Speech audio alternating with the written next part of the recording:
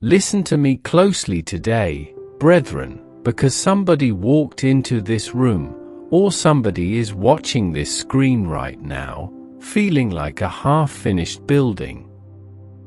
You're looking at the scaffolding of your life, you're looking at the cracked foundation of your mistakes, and you're wondering if the architect has walked off the job. You're asking yourself, if I'm really a child of God, why am I still struggling with this temper? Why am I still fighting this addiction?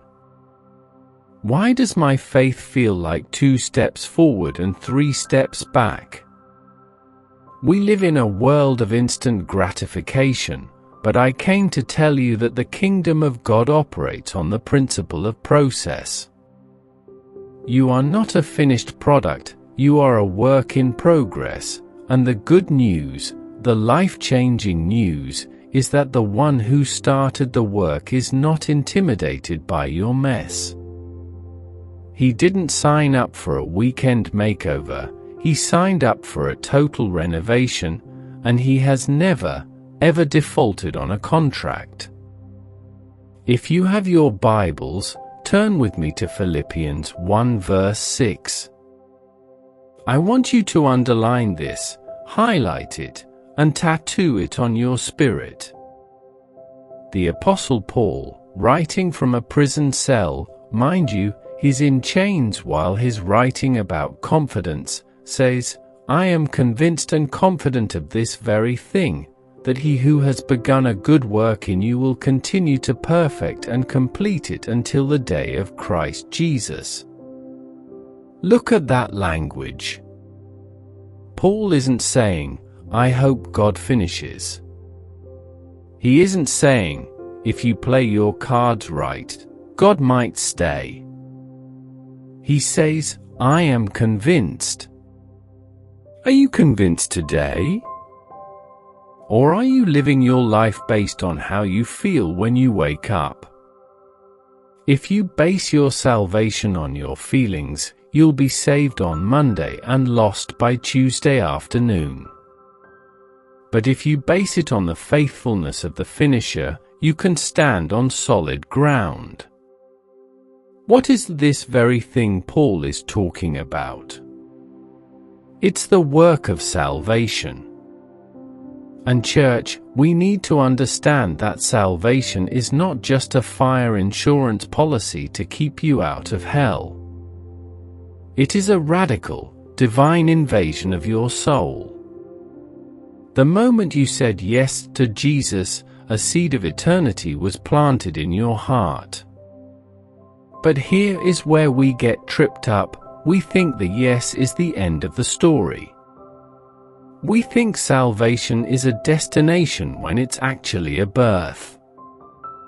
When a baby is born, that's a miracle, but that baby isn't ready to run a marathon.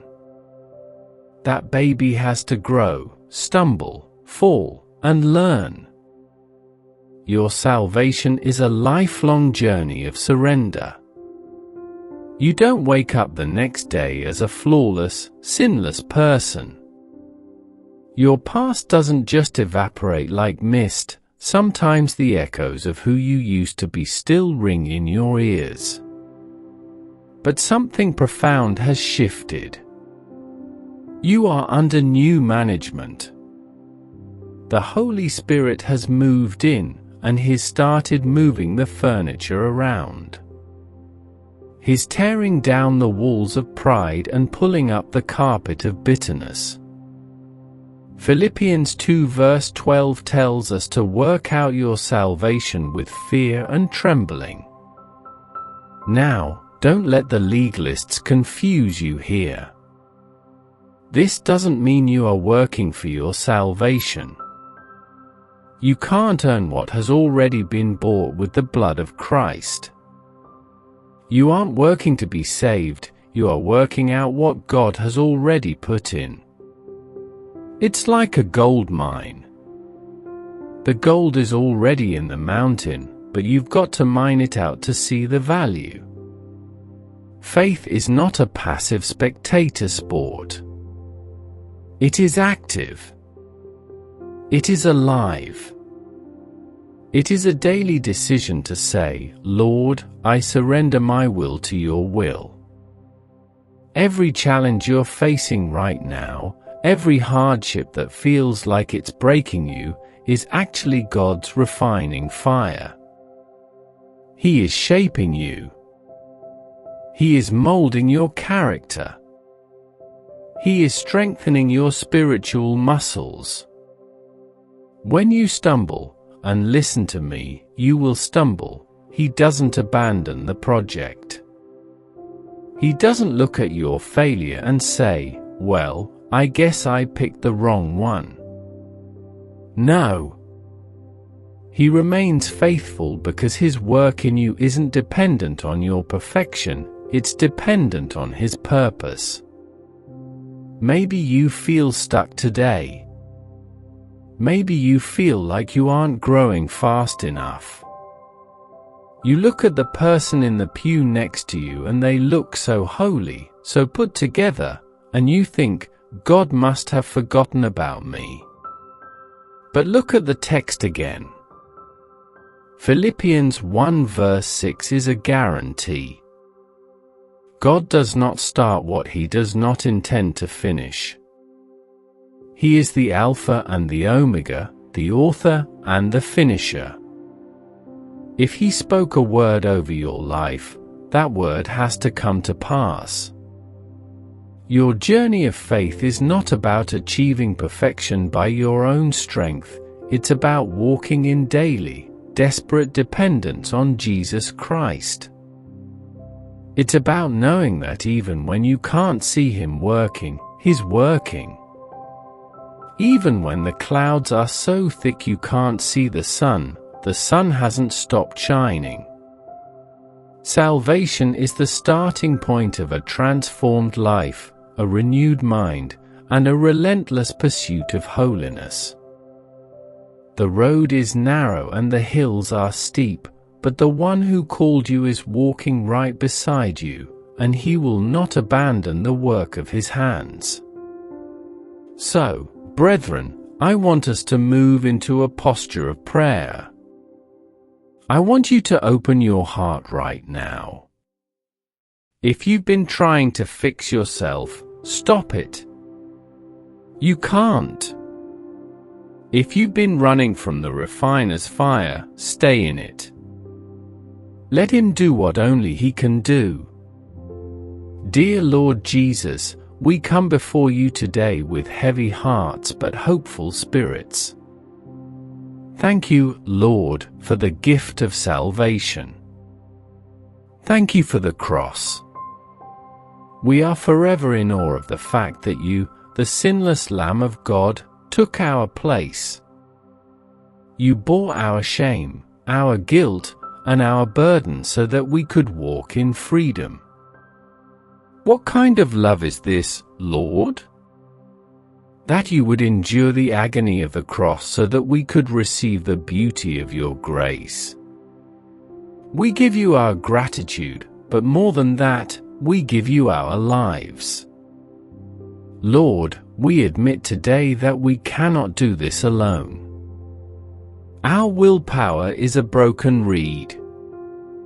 Our strength is like a morning mist.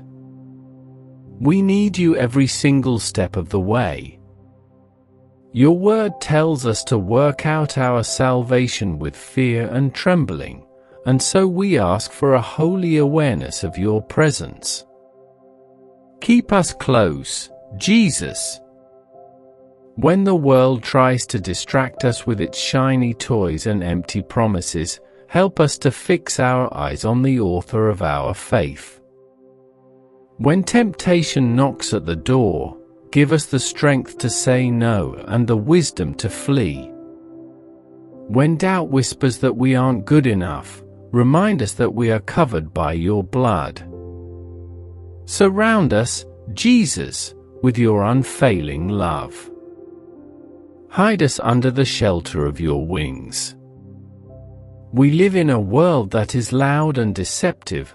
Guard our hearts, Lord. We take the promise of Proverbs for verse 23 to heart. We want to guard our hearts because everything we do flows from them. Purify our desires. If there is anything in our lives, any habit, any relationship, any secret ambition, that is pulling us away from you, reveal it and remove it. We would rather lose the whole world than lose our closeness with you. We don't want a shallow, superficial faith that only looks good on Sundays. We want to be deeply rooted in the soil of your word. Transform us from the inside out. Lord, we stand on the truth of Galatians 2 verse 20. We have been crucified with Christ. Our old selves, our old agendas, our old fears, they are dead. It is no longer we who live, but Christ who lives in us. Our lives are not our own. We lay down our plans and our 5-year goals at your feet. We surrender our will to yours. Whatever you ask, the answer is yes. Wherever you lead, we will follow, even when the path is foggy and the destination is hidden. Keep us from being distracted by the temporary. Help us to seek first your kingdom, knowing that everything else we need will be added unto us. Change us, Lord. Shape us.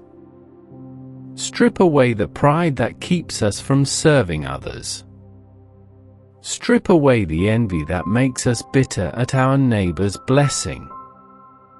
Make us vessels of honor, set apart for your use. May our lives be a reflection of your light in a dark world. Holy Spirit, we invite you to convict us when we stray. Don't let us get comfortable in our sin. Strengthen us when we are weary and teach us how to walk in a way that honors the sacrifice of Jesus. We die to ourselves daily so that the world might see him through us. You are our refuge, Lord. You are our strong tower. We aren't moving based on the economy, we aren't moving based on the news, and we aren't moving based on our emotions. We are standing on the unshakable rock of your promises. Thank you for your grace that picks us up and your love that never lets us go. We are yours, now and forever. In the mighty, matchless, and precious name of Jesus Christ we pray. Amen. If this message and this prayer have touched your spirit today, if you feel the Holy Spirit tugging at your heart to surrender a little more of yourself to Him, I want you to do something. Type Amen in the comments as a public declaration of your faith. Let it be a sign that you are trusting the finisher to complete what he started. And listen, if you are carrying a specific burden today, maybe a sickness, a broken relationship, or a financial mountain, don't carry it alone.